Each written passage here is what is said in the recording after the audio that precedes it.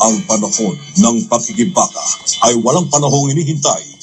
Ang panahon ng pagkilos ay ngayon na. Halina't makiisa sa ating isang bansa.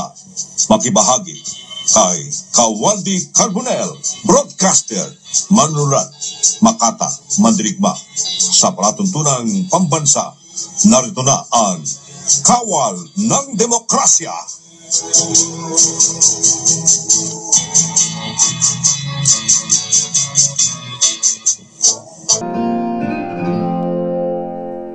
Ang bayan ko'y tanging ikaw,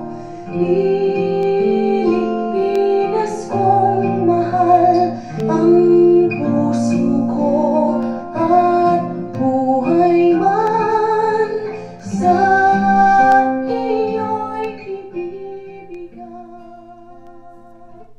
Isang mapagpalayang araw po sa atin lahat, mga kaibigan. Ito po ang Kawal ng Demokrasya, Kawaldi Carbonell. Importante ipapaliwanag po natin ngayon kung bakit napakamahal na mga bilihin sa lahat ng mga bagay-bagay. Ito hindi lamang po dahil sa COVID, kundi bago pa magka-COVID, meron na po tayong napakalaki mga buwis na binabayaran. Ang kadahilanan po niyan ay sapagkat kinakailangan ng malaking pera ni Duterte. Napakalaking pera ang pumasok po sa bansa at ito po ngayon ay trilyon ang ating pong budget sapagkat napakalaki ng mga nalikom na buwis. Inyo pong matatandaan na meron po tayong Train 1. Anong Train 1, nagkaroon po tayo ng dagdag na mga buwis kaya nagmahal po ang ating mga gasolina. Sa katunayan, sa bawat 10 litro na binabayaran ninyong gasolina, mahigit sa 1 litro at kalahati na halaga niyan ay sa buwis na pupunta. Hindi pa nagkasya dito ang Administrasyong Duterte. Nagkaroon pa po ng Train 2 at lumalabas na 2 litro sa bawat 10 litro na pinapagasolina ng mga jeepney driver, tricycle driver, ay napupunta rin po sa buwis. Napakalaking buwis ang pumapasok po sa ating kabang bayan.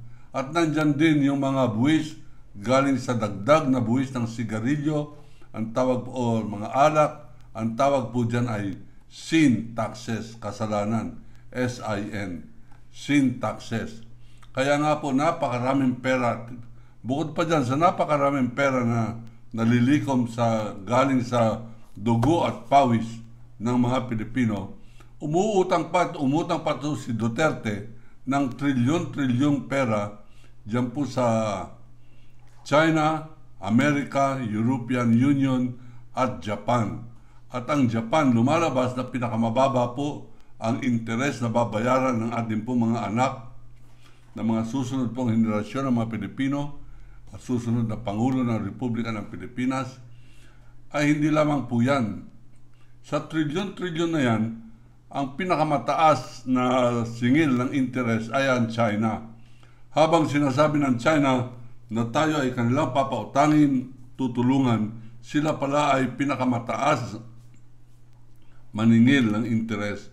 Kung yan po ay pinagdududahan ninyo, ay pwede po ninyong hanapin yan sa Google. Nandiyan po yung impormasyon ng Ibon Foundation.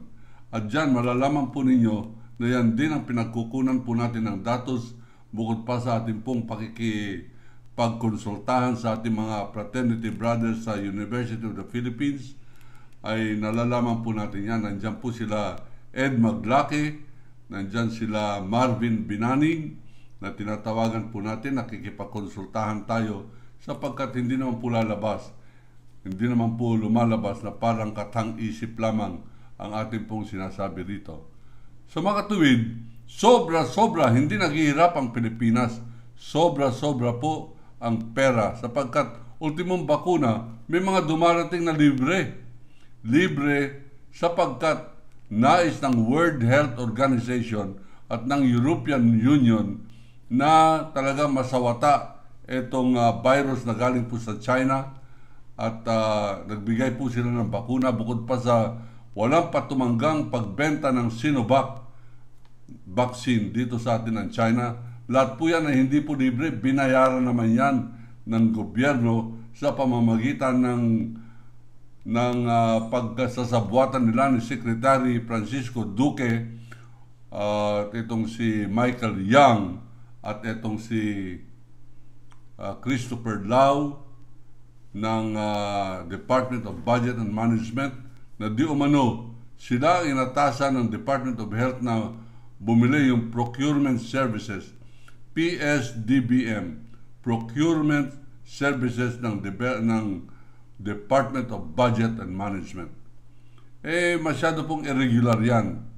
Irregular yan, kaya po nagsisilakbo ang damdamin ng ating mga medical professionals na sila ngayon lumalabas na pangunahing aktivista upang ituwid ang malawakang korupsyon sa gobyerno ni Duterte.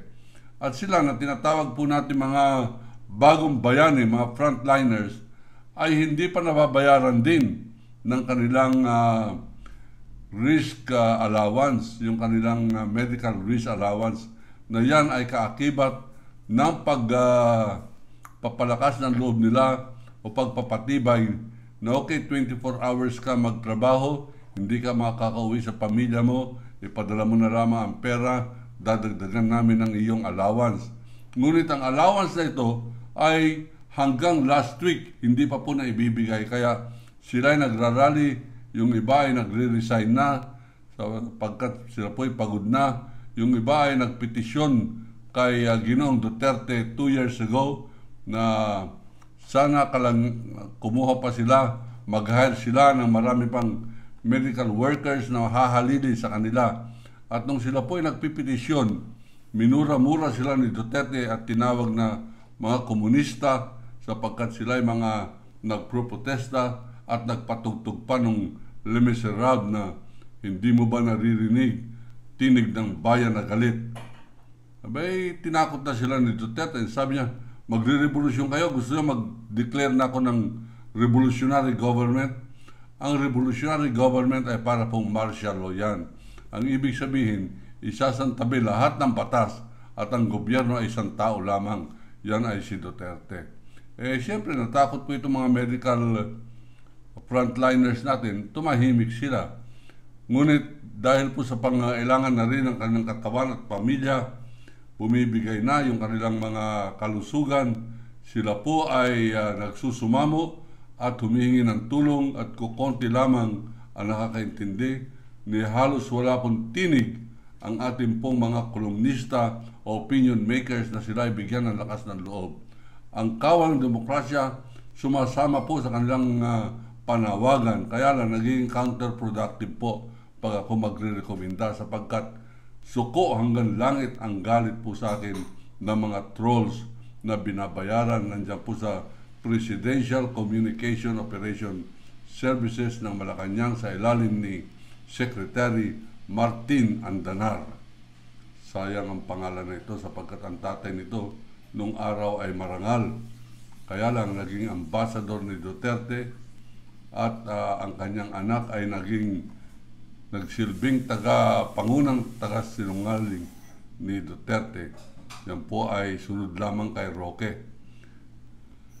Ang ating pong pinapaksa ngayon ay kung bakit patuloy naman ang pagnanakaw at pangungutang nitong si Duterte samantalang sobra-sobra ang ating pong pera at ang budget po natin ninanakaw. Sabi nga ni Senator Drilon, naging pandemic na ang corruption dito sa gobyernong Duterte.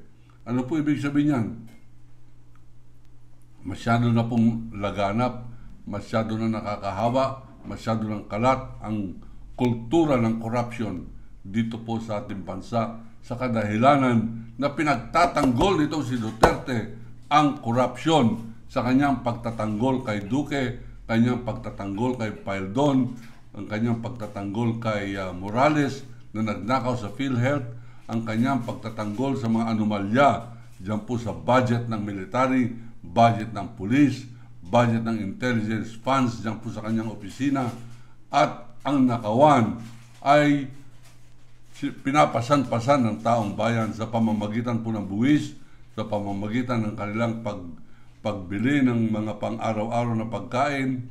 Kaya po, kukonti ang halaga o kukonti ang nabibili ng kanumang halaga na inyong dadalhin sa palengke, ay kaakibat po niyan kamahalan ng buwis na ibinabayad.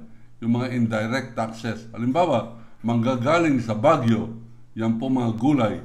Magtataka kayo, sabihin ninyo, paano tayo nagbayad ng buwis sa Baguio? Yung pong gasolina na ginamit ay malaki ang buwis. Yung pong mga pag-upa ng mga sasakyan, lumaki rin ang buwis. Kaya pagdating po ng gulay dyan sa palengke, mahal na po. At ang bibili ordinaryong tao may dalang 1,000 piso, nagtataka siya bakit nung araw 2 plastic bag na bibili ng kanyang 1,000, ngayon ay bakit iisa na lamang. Yan ay sa kadahilanan ng buwis na ipinapataw ng gobyerno ng Duterte. At nakakatakot ito, yung darating na panahon, lalaki palalo ang buwis sapagkat kinakailangan bayaran natin itong pinansuhol ng China dito po sa ating bansa. Kanila lang ini-invade ang ating bayan, kanila pang sinusuhulan, binibigyan ng mga build financing loan na magbabayad po niyan ay ang ordinaryong Pilipino. Ngayon, ano po ang ating pinoprotestan dito? Kung sobra-sobra na itong pera, bakit patuloy pa rin nagnanakaw ang mga tauhan ni Duterte at lahat ng mga politikong tatakbo halos ay mga magnanakaw din. Yung mga hindi nagnanakaw, tatawagin na NPA. Yung mga hindi magnanakaw, tatawagin dilawan. Kaya nga po, lahat ng dilawan na kandidato, impressive po yan, kahanga-hanga sapagkat nanatili sila sa kanilang pwesto, hindi sila umayon sa PDP laban. Pareho po ng pamahalaan ng Parañaque, number 1 pro Ninoy Aquino. At sa diskusyon po natin doon sa Matandang Olivares, sinasabi niya na hanga siya kay Pinoy Aquino at pinakita yung datos sa akin sa kauna-unahang pagkakataon. Ang ating rating sa utangan o sa credit rating natin na kwalifikasyon para umutang sa World Bank ay napakataas ng ating grado. At hindi lamang yan, sa panahon ni Pinoy Aquino, nagkaroon tayo ng balancing budget. Kaya nung pumasok po ang Duterte, yan po yung, ang tawag po dyan ay economic inertia. Ang ibig po sabihin ng inertia, halimbawa, kayo yung nagbibisikleta, gusto na ninyong huminto at nag-brake kayo ng konti, tuloy pa rin ang andar ng bisikleta. Yan po ang tawag na inertia.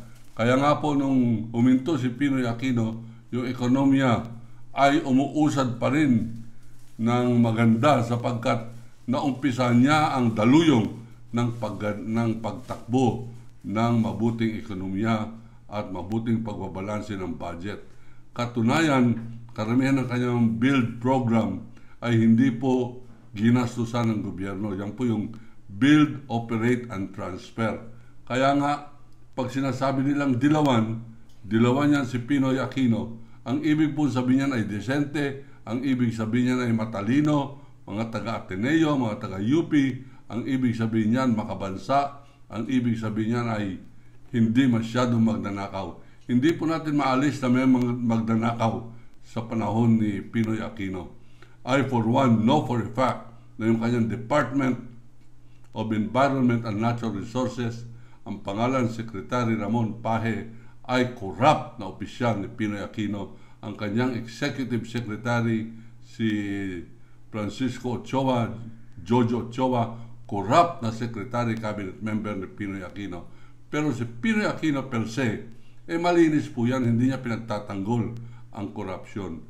Ang mali lamang na nakikita ko ni Pinoy Aquino ay yung pong Mama Sapano massacre at yung kanyang pagtataki o pagkampi sa Malaysia sa usapin ng Sabah. Pero bilang dilaw o dilawan, kahanga-hanga po ang mga dilawan.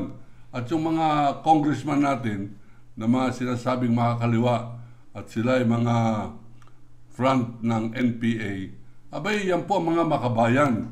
Yan po magsisilbi sana magsilbi yung mga NPA, magsilbing Taliban po ng Pilipinas na kung saan pupugutan nila ang ulo ni Roque, pupugutan nila ang ulo ni Pulong Duterte, Michael Yang at ang iba pang napakaraming mandarambong sa loob ng Duterte administration. Ang nakakasilakbo po rito ng damdamin ay yung pong report sa akin ng isa kong kaibigan na seaman. Dumaan daw po sila malapit dyan sa Spratly at yung pong kanilang barko, sapagkat ito'y moderno, merong electronic computerized telescope na namamagnify 50,000 times ang imahen. Ibig sabihin, sa layo ng 10 kilometro ay mababasa mo ang letra ng sigarilyo ng kaha ng Marlboro. Ganyan po kalakas yung kanilang electronic computerized telescope. Hindi ko po alam anong term nila riyan. Meron siyang sinabi na M ang umpisa. Hindi ko masyadong nakuha sapagkat tawag lamang po yan sa telepono. Ano po sinabi sa atin? Abay, buong-buo na yan pong Spratly. Nakita niya sa lente, may mga gusali na, may maraming warehouse, merong mahabang paliparan, merong mga matataas na gusali, mga 16 floors. Siguro ang kanyang nabilang ay mga 8. Ito po ay kompleto na isang military base ng Communist China sapagkat ang nakita niya banderang pula, yung ganyan pong bandera ng China ang umagawaygay at ng kanyang tanungin ng kanilang kapitan ang sabi, that is Spratly military base of China. Ngayon, sa ating pong pagsasaliksik, abay, napag-alaman po natin na yan pong military base na yan, ang ginawang panambak ng military base ay isang buong bundok. Galing po yan sa Zambales. Ang kanilang kakutsaba o kanilang provider dyan ay walang iba kundi yung Governor Ibdani. Noong kanya pong nakaraan, 2 terms ago, na termino bilang gobernador, araw-araw mga 10 mga barko ng China ang humahakot ng mga panambak, yung pala sa Spratly dadalhin. At ang malungkot nito, ang ginawang panambak sa squatting ng ating Spratly Island ay galing sa Zambales. Yan din ngayon ang nangyayari dito po sa Ross Boulevard. Yang dolomite na yan, pag-aari na po ng Inchik, yung karagatan na yan. Diyan po itatayo ang Pearl City. Ang nangunguna po dyan ay sila Dennis Uy, yan pong telecommunity third telco na pabor kay Duterte, at ang pangunahin pong prime mover nito ay si Dennis Uy at Pulong Duterte. Yan po ang ating pong pinoprotestahan, yung pong walang lumalaban na senador, walang lumalaban na congressman, walang naninindigan na active military officer. Meron po nanindigan mga ex-retired military officer. Hindi naman inintindi ni Duterte sapagkat wala naman sila appointment sa gobyerno. Hindi naman sila DSWD, hindi naman sila DILG, at sila po ay mga ikangay pasay, mga nakaraan na. Ngayon mga kaibigan, tayo po ay magpro-protesta. Mag-subscribe po kayo dito po sa ating YouTube channel, Kawal ng Demokrasya. Seryoso po ito sapagkat dito ko ibibigay ang detalye sa darating na araw, ang ating pong gagawing marcha kontra China at korupsyon. Kailangan ko po kayo, kailangan ko mag-subscribe kayo sapagkat kakailanganin ko ang backup ninyo sa social media habang kami po ay maglalakad mula Apari hanggang Hulo. Dadalhin namin ang issue ng pakikibaka laban sa sabuatang Xi Jinping at Duterte upang makontrol nila ang halalan 2022. Lalabanan po natin yan ng Marcha ng Taong Bayan, pangungunahan po natin. Pero mag-subscribe muna po kayo para alam po ninyo kung kailan kami darating sa inyong mga probinsya. Subscribe po kayo sa Kawal ng Demokrasya ngayon din at magkampanya pa kayo, pass on, magkampanya pa kayo ng iba pa sapagkat dito natin ilulunsad na ang people power online. Simula agad-agad habang tumataas po ang ating subscriber, bubulagan na lamang po tayo ng isang umaga na umpisa na ang marcha ng bayan laban China at corruption. Ako po si Kawal ng Demokrasya, Waldy Carbonell, ang sasabing iniibig ko ang Pilipinas.